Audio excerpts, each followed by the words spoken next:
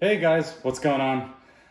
We're on, I believe this is episode five Yeah, of Off the five. Cuff. Yeah, We're here inside because it's getting a little chilly here yeah, it in gets a little Brooklyn, New nippy. York. So we decided to move the show inside Yeah, for the foreseeable future, and excited to be back talking about some more watches that are on the market here for sale with tailored timepieces and just chatting about the market in general. yeah. So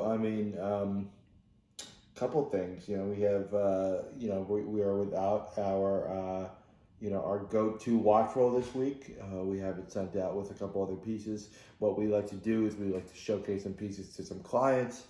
And we usually send them in those watch rolls. So, if you're a bigger player, you end up buying a lot of watches from us, we will most likely send you a watch roll with that order. So we just have these watches here today on the desk. Um, Upcoming stuff. IWJG is a huge thing. It's the show in Miami every year, and we considered going to that. We might just get this year just because of COVID restrictions and being a little bit nervous. But Sure.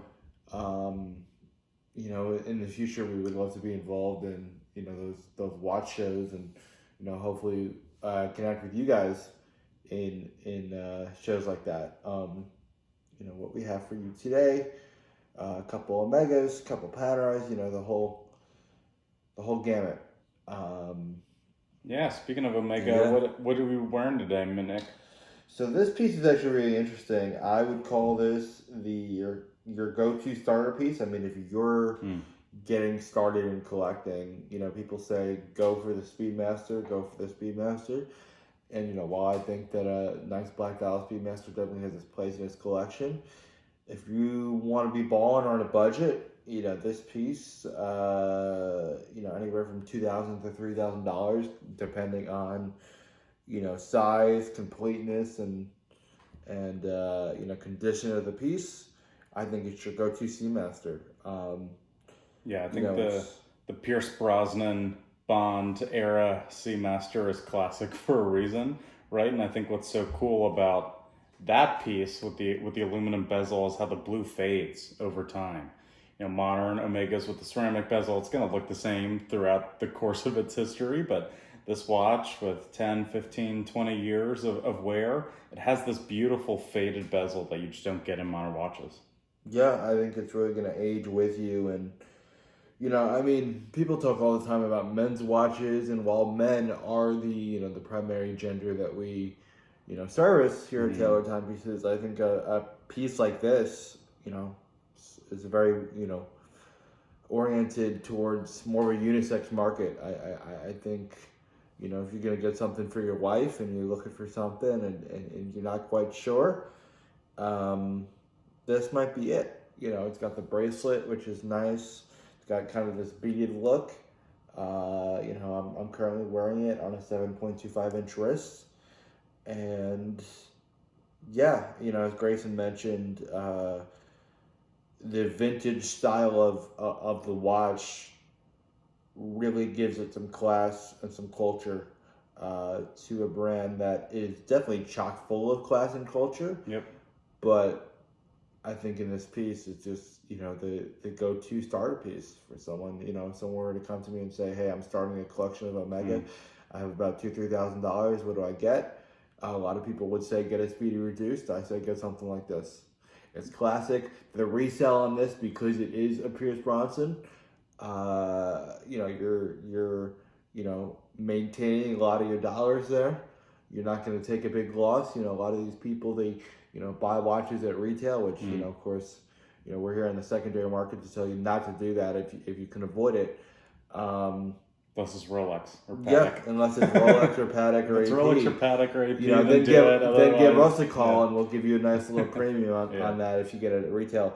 But I just think something like this is going to hold its value for years to come, and it's going to show its age for years to come, and I think that's cool. Watch it ages with you Yep.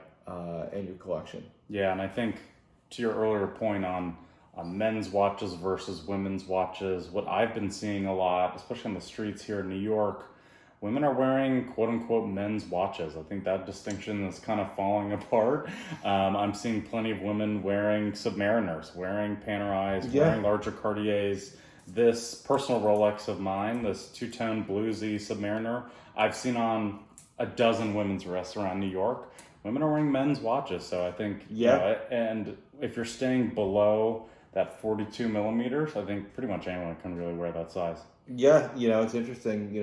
I see kind of the slow death of watches in the 26 to 28 range. And unless you have someone who really enjoys vintage pieces, we have a guy over in Philly, a great guy, shout out to Philly Watch Guy.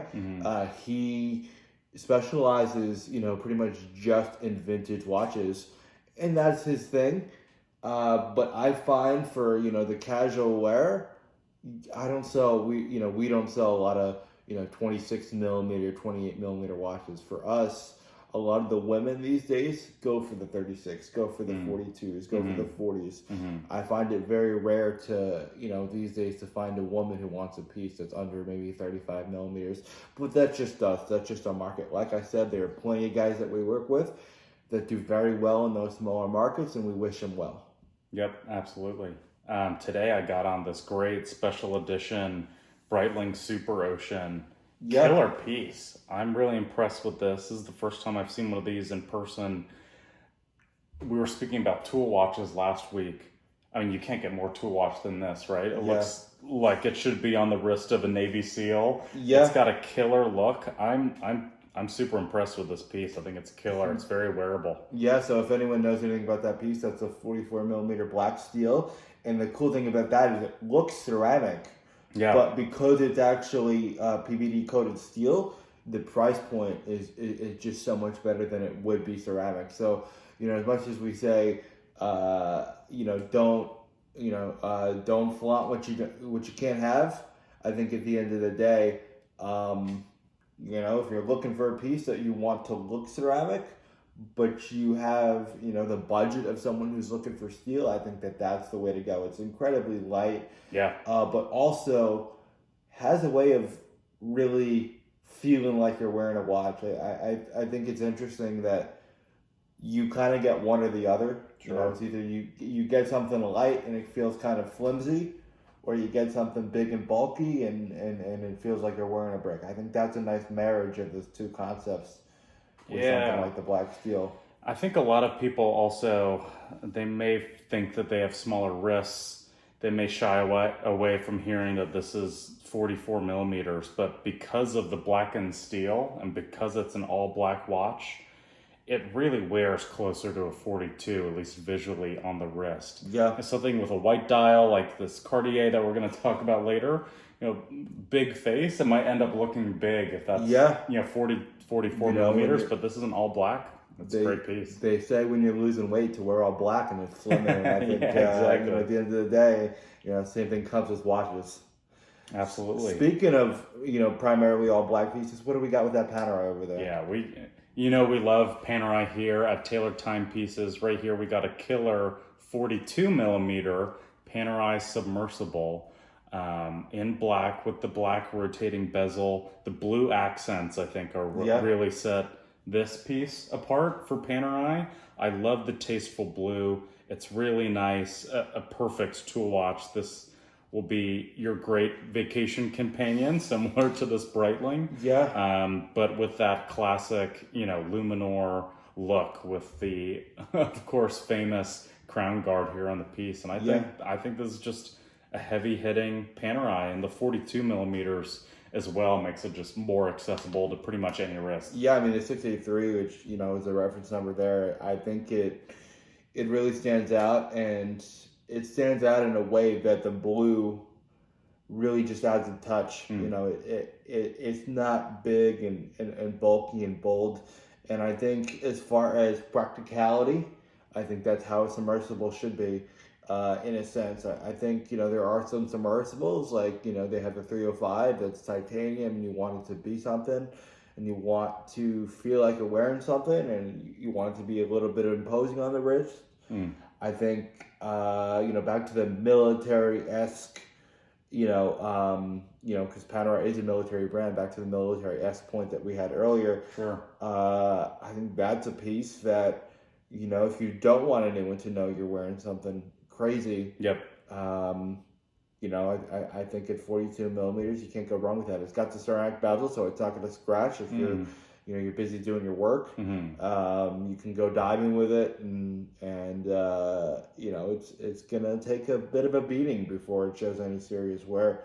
And honestly, I think with Panerai being, primarily a military tool watch, I think that's how most Panerais, should be. I mean, they have the beautiful duet dress line, which is awesome.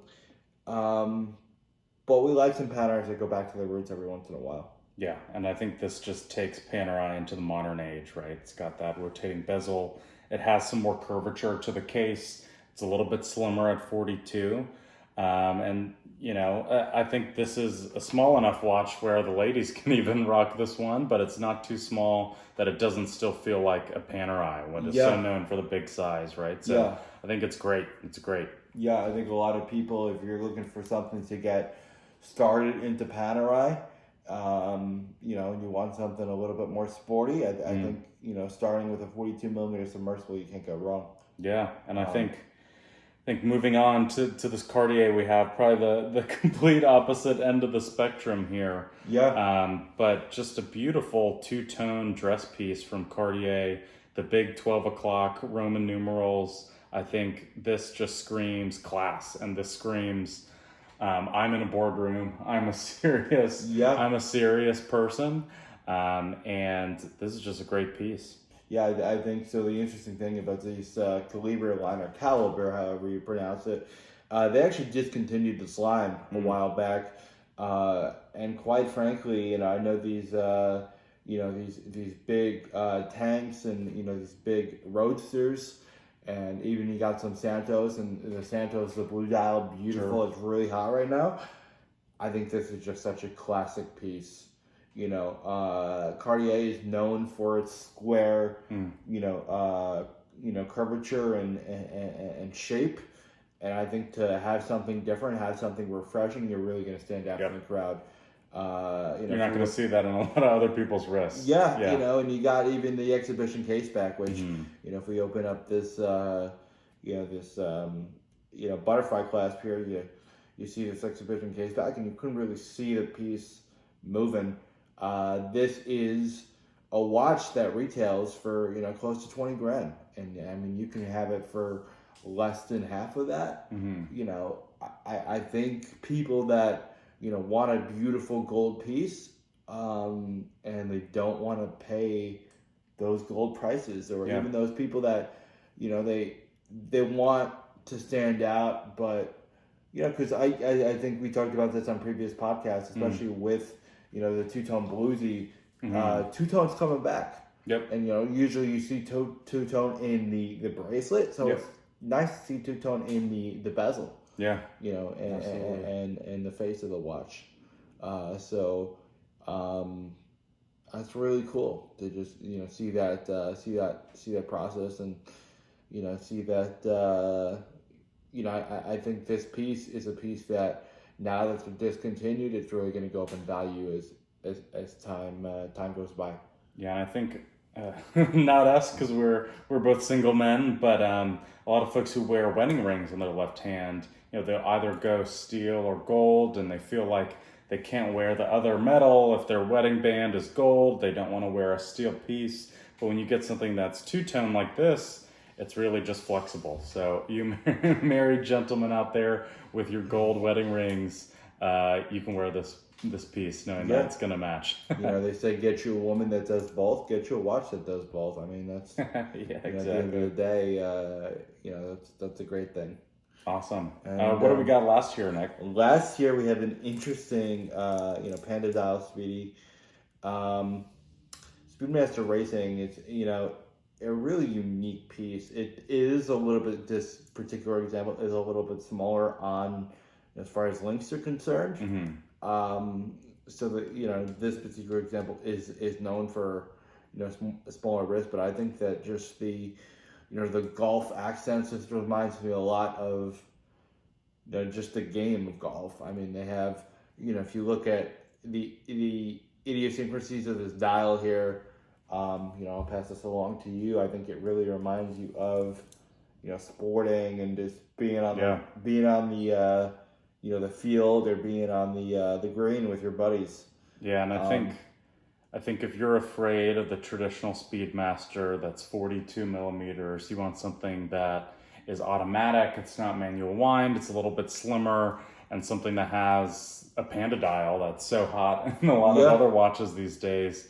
Then you get all of that in this Omega. It's got the coaxial movement, the innovation from the brand. It carries the weight of the Omega name, but a little bit more practical day to day than maybe a normal manual wind Speedmaster, because you can just slap it on and you know that if you wear it every day, it's not going to run out of juice like the Speedy will. And it's very similar in price point. I mean, you're looking at a little bit over $3,000 for something like this, and I think it's just a really interesting piece. I think it's got 40 millimeters and definitely very versatile. I mean, as far as versatility with your outfits, black and white, you can't go wrong with that. Yep, it's going to match with pretty much everything you wear. Yeah. And as people are wearing sport pieces with about every outfit, all the way up to a suit, down to a t-shirt and jeans, this piece is going to go with everything in your wardrobe. Yeah, absolutely.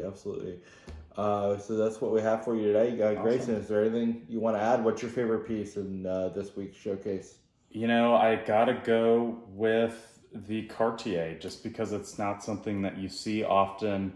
We've talked a lot about tool watches here on the channel so far, but there's a place for a nice dress piece in every collection, and this is just something that's so unique from one of the original wristwatch makers, a brand that has a tremendous amount of class, and this is a timeless piece. You're going to be able to pass this on to your children, and it will never be out of style. Cartier is forever classic.